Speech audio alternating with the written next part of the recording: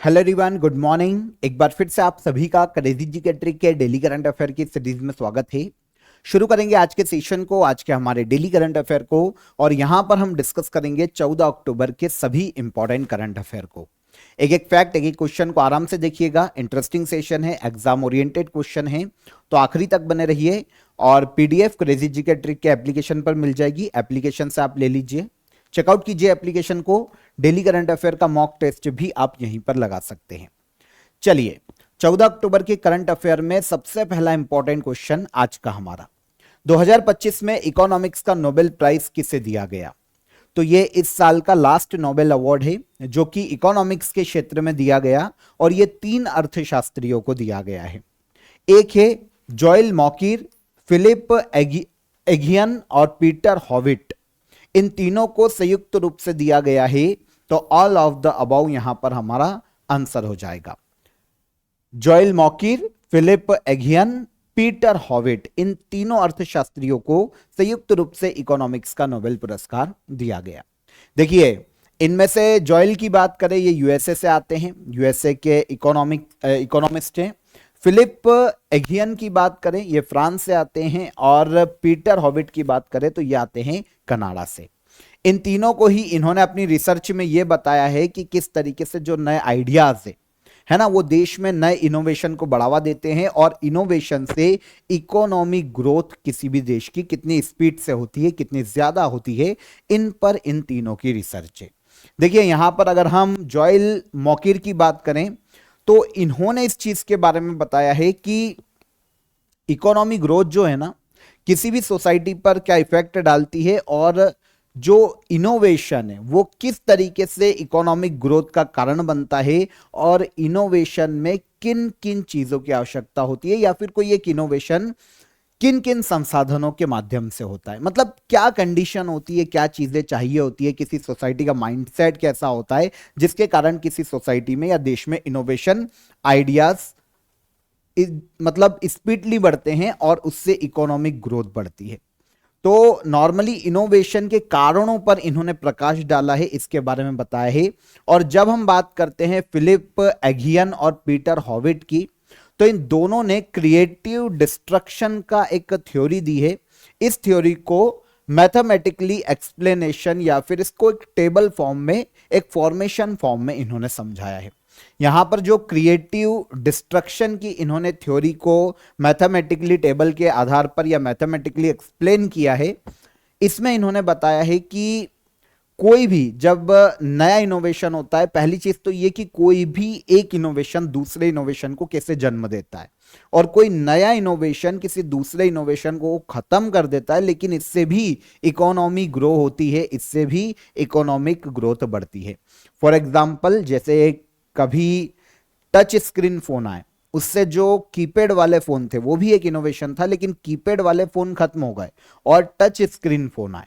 तो इससे ये ये डिस्ट्रक्शन का ही एक सिद्धांत है, जिसमें पुराना कोई इनोवेशन तो खत्म हो गया, लेकिन एक नया इनोवेशन जन्म लेता है पुराने इनोवेशन से, और इस तरीके से सोसाइटी ग्रो करती है, कोई भी देश की इकोनॉमी ग्रो करती है। ठीक है, इसके अलावा इन्होंने ये भी बताया कि जो एक इनोवेशन है, इनोवेशन कल्चर है, वो किसी सोसाइटी से कैसे जुड़ा हुआ होता है। मतलब अगर सोसाइटी प्रिमिटिव है, अगर वो विकास नहीं करती है, पुरानी विचारधाराओं से चलती है, पुरानी संस्कृति से चलती है, तो उससे उस देशों में जो इनोवेशन है वो कम देखने को मिलते हैं, और जब इनोवेशन कम होते हैं तो उससे इकोनॉमी ग्रोथ पर भी फर्क पड़ता है।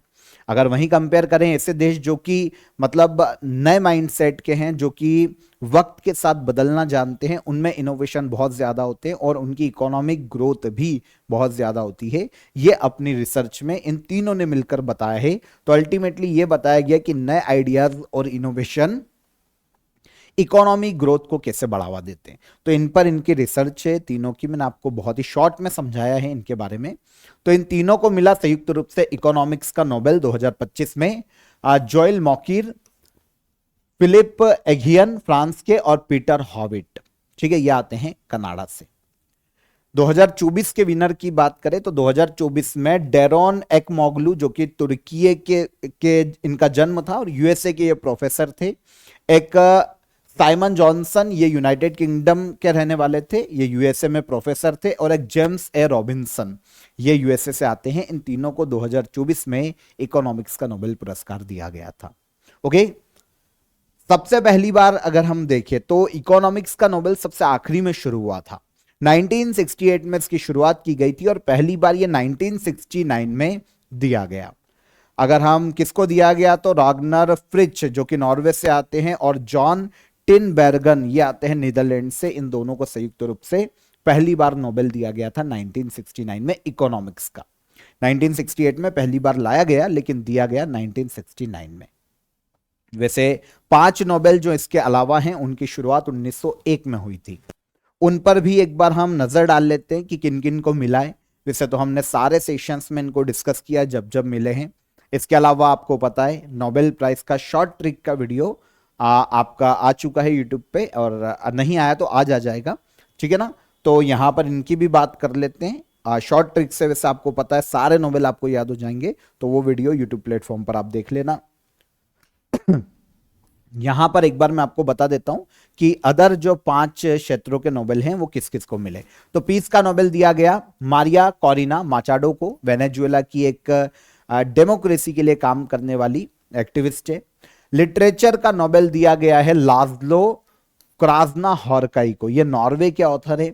मेडिसिन का नोबेल 3 लोगों को दिया गया, मेरी ई ब्रुंको यूएसए से आती है, फ्रेड राम्सडेल यूएसए से हैं, और अगर हम साइमन साकागुची की बात करें तो ये आते हैं जापान से, ठीक है ना।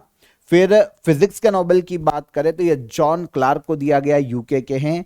मिशेल डेवोरेट फ्रांस से आते हैं और जॉन मार्टिनीज आते हैं यूएसए से। इसके अलावा केमिस्ट्री का नोबेल दिया गया सुसुमु किटागावा को, ये जापान के हैं। रिचर्ड रॉबसन ऑस्ट्रेलिया से हैं और ओमार यागी ये आते हैं यूएसए से। तो ये 5 अलग क्षेत्रों के नोबेल हैं। एक बार पॉज करके देख लेना, शॉर्ट ट्रिक का वीडियो देख लेना, आपको याद हो जाएगा। फिल्म फेयर 2025 में बेस्ट एक्ट्रेस का अवार्ड किसे दिया गया? तो हाल ही में फिल्म फेयर 2025 अवार्ड का अनाउंसमेंट किया गया, ये अवार्ड दिए गए और इसमें बेस्ट एक्ट्रेस का अवार्ड दिया गया आलिया भट्ट को। फिल्म अभिनेत्री आलिया भट्ट को यह अवार्ड दिया गया। 70वें फिल्म फेयर अवार्ड है, आयोजन अभी इनका किया गया था गुजरात के अहमदाबाद में।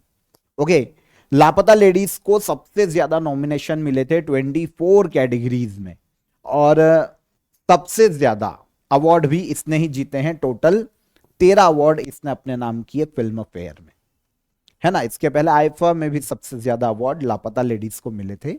हम फिल्म फेयर की बात कर लेते हैं। तो बेस्ट फिल्म का अवार्ड गया लापता लेडीज को। बेस्ट डायरेक्टर किरण राव लापता लेडीज के लिए।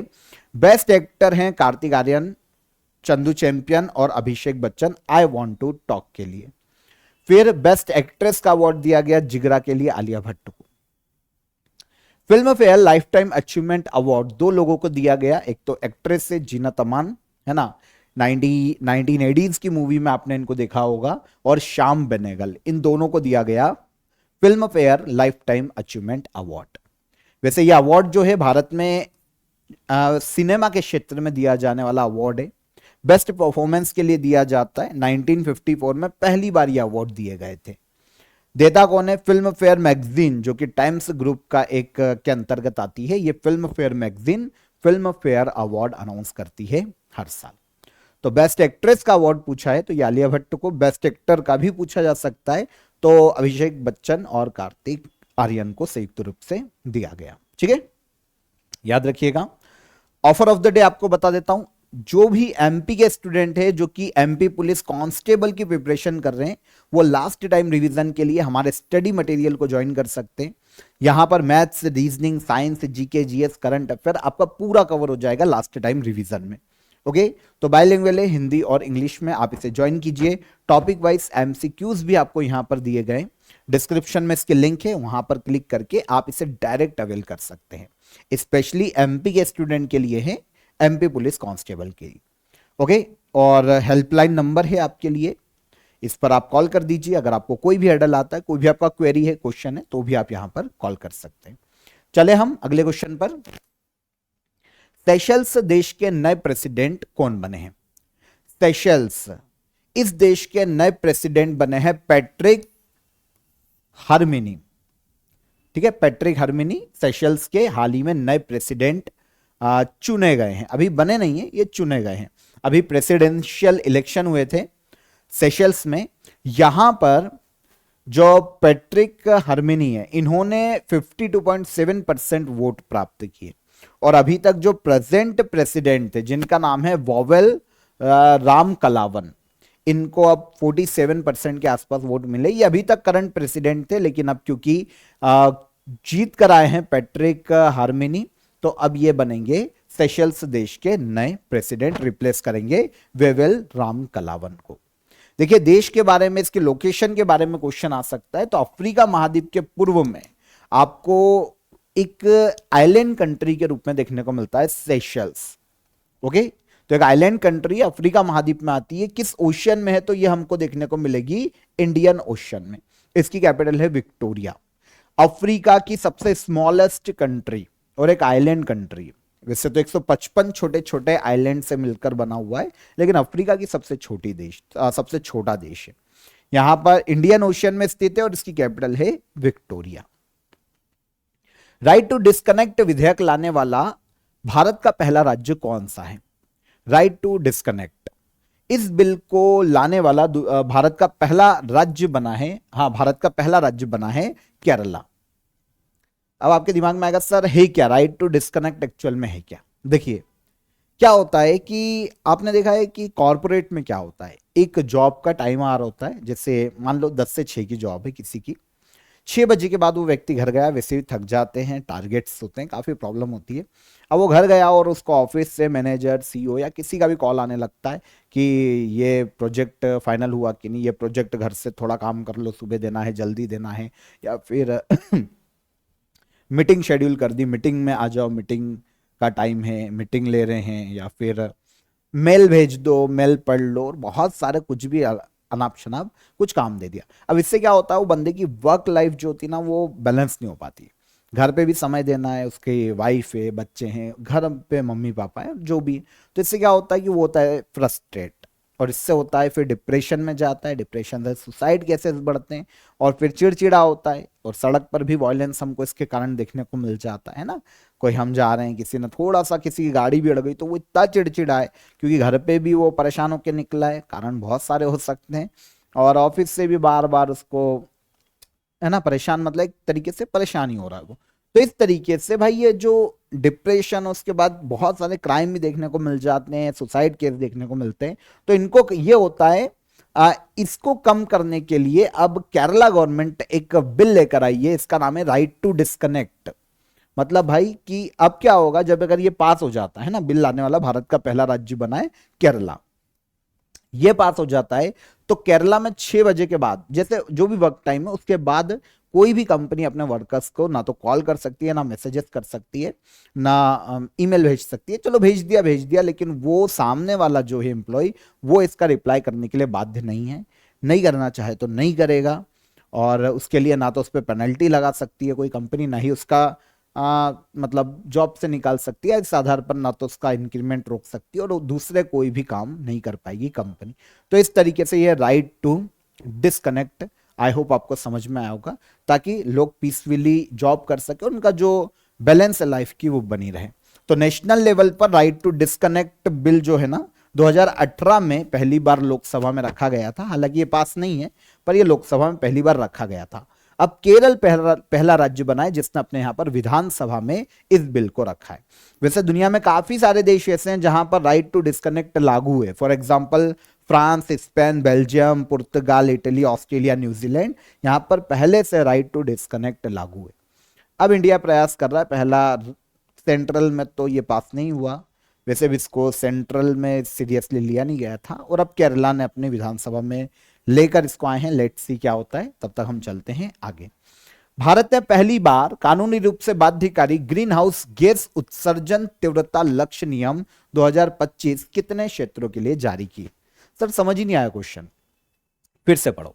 भारत ने पहली बार कानूनी रूप से बाध्यकारी, मतलब फॉलो करना पड़ेगा कंपनियों को। अभी तक ये केवल ठीक है कर लो तो कर लो, नहीं करो तो नहीं करो, लेकिन पहली बार कानूनी रूप से बाध्यकारी legally binding green house gas emission intensity target rules 2025 को लागू सॉरी लागू किया है 4 क्षेत्रों पर, है ना। कितने क्षेत्रों पर? 4 क्षेत्रों पर। तो पहले तो हम आंसर लेते हैं, फिर समझेंगे क्या है। तो 4 क्षेत्रों पर यह लागू किया गया। देखिए 4 सेक्टर कौन कौन से? एल्यूमिनियम, सीमेंट, क्लोर अल्कली, पल्प और पेपर। ये 4 सेक्टर है जिन पर इसको हाल ही में लागू किया गया। सेंट्रल ने अब क्या किया है कि भाई लीगली बाइंडिंग, कानूनी रूप से बाध्यकारी किया है इसको। क्या होता है ये? Green house gas emission intensity target rule. पहले क्या होता था कि गवर्नमेंट की एक पॉलिसी है, गवर्नमेंट का एक रूल है ना, जिसके तहत गवर्नमेंट क्या करती थी कि कंपनियों को बोलती थी कि आप एक तय लिमिट में आपके कार्बन का उत्सर्जन करो। इसको बोला जाता है green house gas emission intensity. देखिए कोई भी प्रोडक्ट अगर कोई कंपनी बनाती है ना, तो उससे एक पर्टिकुलर ग्रीन हाउस गैस उत्सर्जित होती है। अब यहां पर टारगेट दे दिया जाता है कि आप 100 टन से ज्यादा ग्रीन हाउस गैस का उत्सर्जन नहीं कर पाओगे। अभी तक केवल टारगेट दिया जाता था कि मत करना, लेकिन कानूनी रूप से यह बाध्यकारी नहीं था। लेकिन पहली बार इसको बाध्यकारी किया गया। मान लो कि 100 टन की लिमिट है कि आप 100 टन तक ही कार्बन उत्सर्जन कर सकते हो, कोई भी कंपनी। अब वो प्रोडक्ट बना रही है, लेकिन अगर उसका कार्बन उत्सर्जन 100 टन से ऊपर जाता है तो या तो वो पेनल्टी भरेगा गवर्नमेंट को, या फिर वो कार्बन क्रेडिट खरीदेगा। क्या खरीदेगा? Carbon credit. ये क्या होता है? देखिए क्या होता है, जैसे 100 टन की एक लिमिट दे दी सारी कंपनियों को गवर्नमेंट ने कि आप इतना ही कार्बन का उत्सर्जन कर सकते हो। मान लो कोई ए कंपनी है, ये बड़ी कंपनी है, एक बी कंपनी है, ये छोटी कंपनी। ये छोटी है तो इसने अपना जो 100 टन की लिमिट है ना, उसमें से 50 टन का ही कार्बन उत्सर्जन किया। ए बड़ी कंपनी थी तो ये 100 टन के पार निकल गई। अब इसको और कार्बन उत्सर्जन करना है क्योंकि प्रोडक्ट तो बनाने पड़ेंगे। तो अब क्या, या तो पेनल्टी भरे जो कि बहुत ज्यादा है, या फिर इसके पास जो 50 टन कैपेसिटी अभी भी बची है इसको खरीद ले ए कंपनी।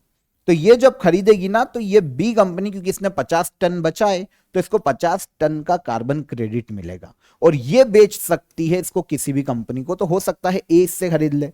अब खरीदने की कॉस्ट कम आएगी लेकिन पेनल्टी की ज्यादा आएगी। तो ये कार्बन क्रेडिट मार्केट होता है ना, जिसमें कार्बन उत्सर्जन के जो पॉइंट्स होते हैं उसको एक कंपनी दूसरी कंपनी से खरीद सकती है और पेनल्टी से बच सकती है। आया समझ में? इससे फायदा क्या? इससे फायदा यह है कि बी कंपनी या ऐसी दूसरी कंपनी कार्बन उत्सर्जन को कम करने का प्रयास करेगी ताकि उनको कार्बन क्रेडिट इकट्ठा हो और वो दूसरी कंपनियों को बेच के उसका प्रॉफिट कमाए। तो इससे कार्बन उत्सर्जन को कम करने में मदद मिलेगी। आई होप समझ पाए होगे। तो अभी तक ये क्या था ना कि बाध्यकारी नहीं था, लेकिन अब 4 कंपनियों पर इसको बाध्यकारी किया गया। रूल्स 2025 से 2027 तक 4 सेक्टर की 282 कंपनियों पर लागू होंगे। मतलब इन इंडस्ट्रीज को अपने एमिशन इंटेंसिटी को लीगल तय सीमा में ही रखना पड़ेगा। जो कार्बन उत्सर्जन कंपनी करेगी ना, उसको एक लिमिट में ही रखना पड़ेगा। यह मैंने आपको समझा दिया कैसा है, ठीक है। इंडस्ट्री अपने प्रोडक्ट को बनाने के लिए कुछ ना कुछ जो ग्रीन हाउस गैसेस एमिशन करती है, जो भी उत्सर्जन करती है। भारत में इसके लिए पहले से एक रूल है, एनर्जी कंजर्वेशन अमेंडमेंट बिल 2022 के तहत कार्बन क्रेडिट का रूल लाया गया था, जो मैंने आपको अभी समझाया।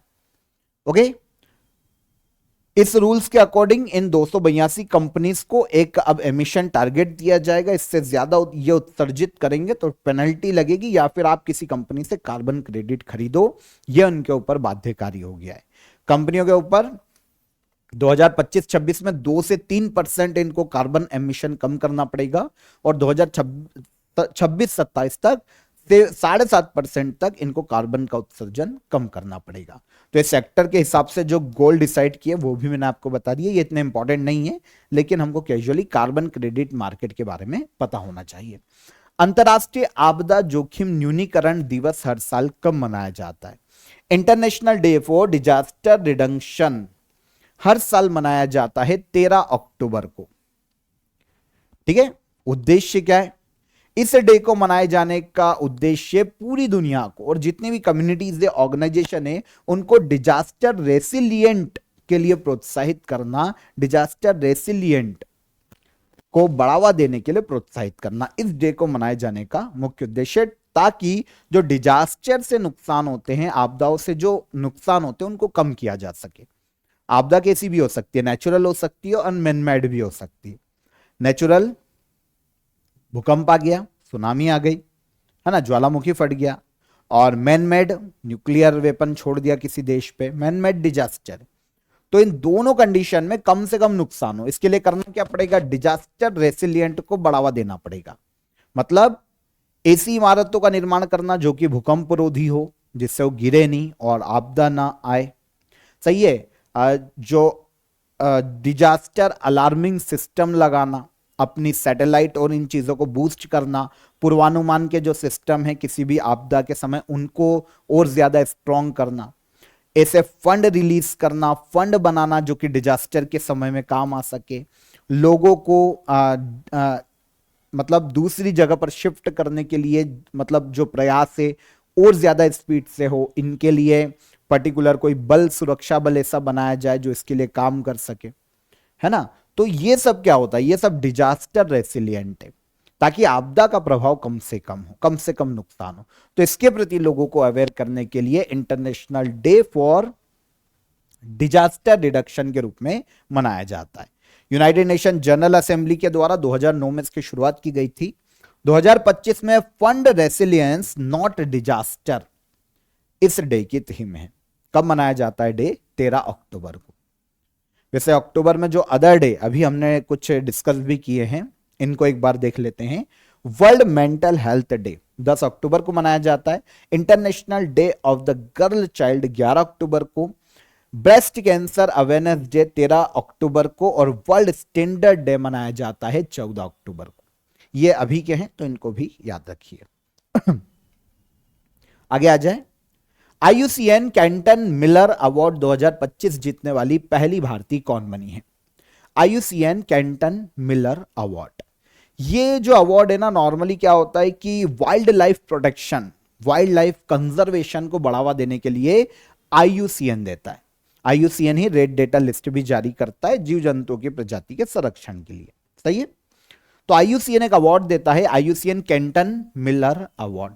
2025 में ये एक इंडियन को मिला और इसे जीतने वाली पहली इंडियन ये है डॉक्टर सोनाली घोष। पहली इंडियन जिनको ये अवार्ड दिया गया। ठीक है, ये है बीच में, आप इनको देख सकते हैं। तो डॉक्टर सोनाली घोष के अलावा एक और व्यक्ति को मिला है वैसे ये अवार्ड इक्वाडोर देश की रोक सिमोन सेविला लारिया, इनको भी संयुक्त रूप से दिया गया। हमें मतलब इंडियन से हैं तो हम इंडियन की बात करेंगे, doctor Sonali Ghosh. National parks और प्रोटेक्टेड एरिया में मैनेजमेंट और सस्टेनेबिलिटी के लिए इनके जो इनोवेशन है, इन्होंने जो काम किया है, उसके लिए सोनाली घोष को यह अवार्ड दिया गया। ठीक है। अबू धाबी में अभी IUCN वर्ल्ड कंजर्वेशन कांग्रेस का आयोजन किया गया था। मैंने आपको बताया भी था कुछ सेशन पहले इसके बारे में। अबू धाबी में यह आयोजित किया गया था, यहां पर इनको सोनाली घोष को यह अवार्ड दिया गया। सोनाली घोष कहां से आती है? ये एक IFS ऑफिसर है, काजीरंगा नेशनल पार्क की फील्ड डायरेक्टर है वर्तमान में। तो इस नेशनल पार्क को मैनेज करने का काम करती है। इस नेशनल पार्क में फ्लड से जानवरों को बचाया इन्होंने काफी बार। इसके अलावा जो नेशनल पार्क है उसकी मतलब वहां पर जो हंटिंग है उसको रोकने के लिए काफी काम किया है।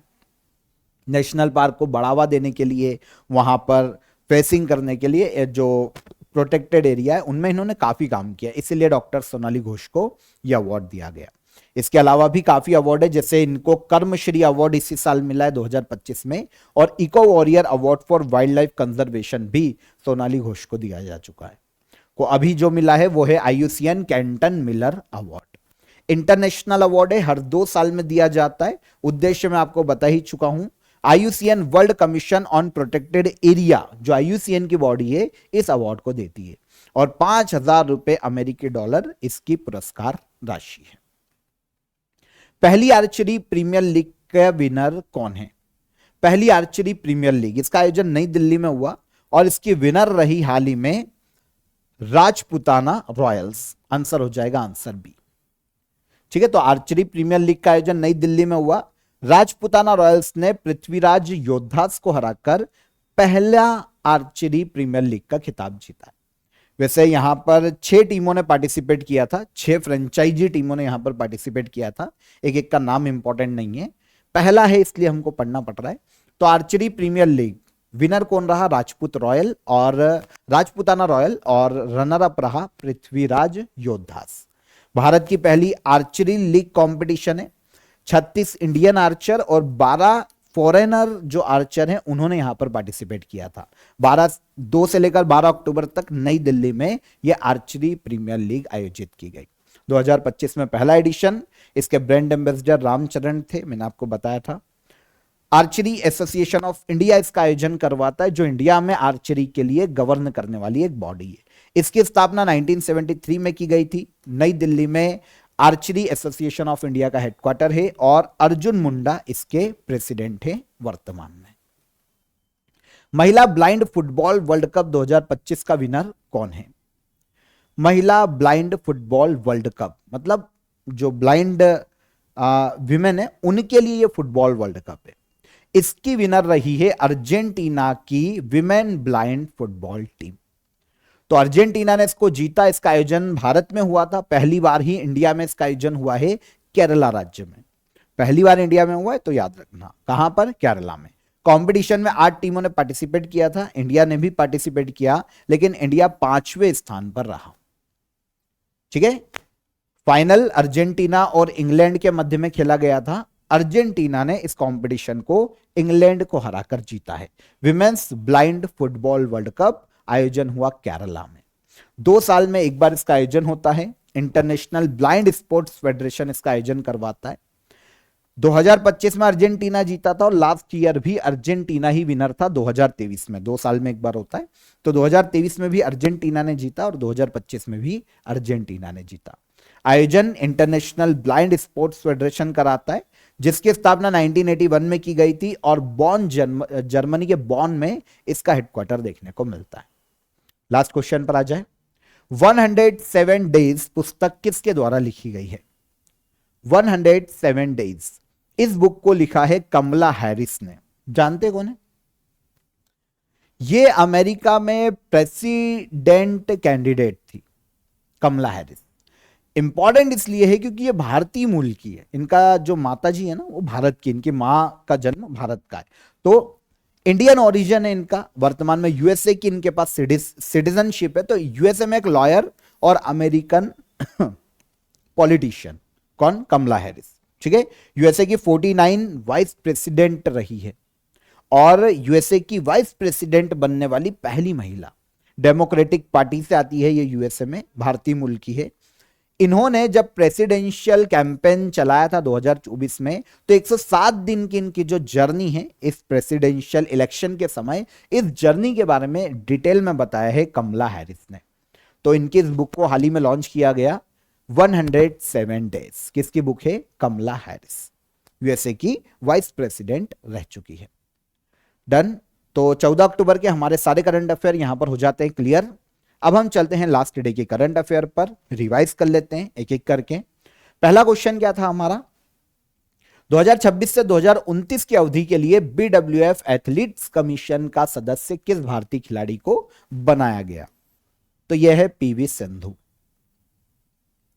इस साल वर्ल्ड माइग्रेटरी बर्ड डे कब मनाया गया है? तो यह मनाया गया अक्टूबर के 2nd सैटरडे, मतलब 11 अक्टूबर को।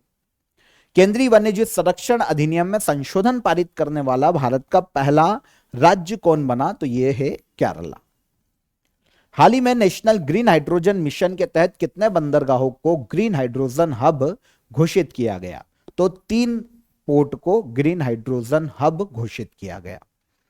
चर्चित सुबनसिरी अपर हाइड्रो इलेक्ट्रिक प्रोजेक्ट किस राज्य में स्थित है? तो यह है अरुणाचल प्रदेश राज्य में। चर्चित ई नाम पोर्टल कब लॉन्च किया गया था? यह 14 अप्रैल 2016 को लॉन्च किया गया। 4 नई पौधों की प्रजातियां कहां पर खोजी गई है? तो यह वेस्टर्न घाट में खोजी गई।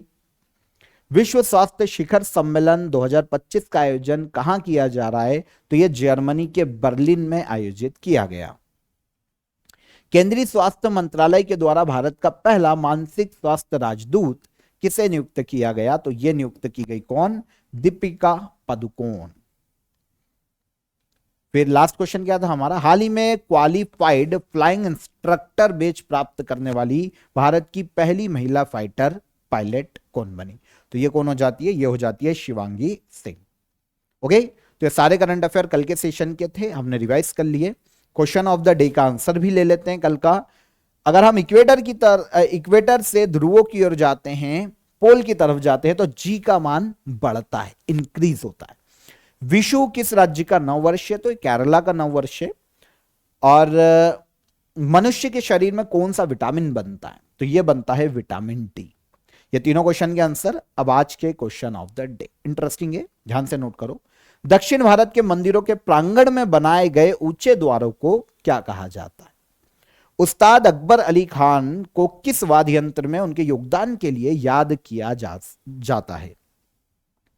एमएस वर्ड में मैन्युअल रूप से सेट किया जा सकने वाला अधिकतम फॉन्ट आकार क्या है? पॉज करके तीनों क्वेश्चन को आराम से देखो, कमेंट में आंसर कीजिएगा। सेशन पसंद आया हो तो वीडियो को लाइक और शेयर करके जाइए। चैनल पर पहली बार आए हैं तो चैनल को सब्सक्राइब कर लीजिए। ओके, चेकआउट कीजिएगा एप्लीकेशन को, पीडीएफ मिल जाएगी डेली करंट अफेयर की, और इसके अलावा मॉक टेस्ट भी आप लगा लीजिएगा डेली करंट अफेयर के। कल मुलाकात करेंगे नेक्स्ट डे के करंट अफेयर में, तब तक ख्याल रखिए अपना। जय हिंद, जय भारत।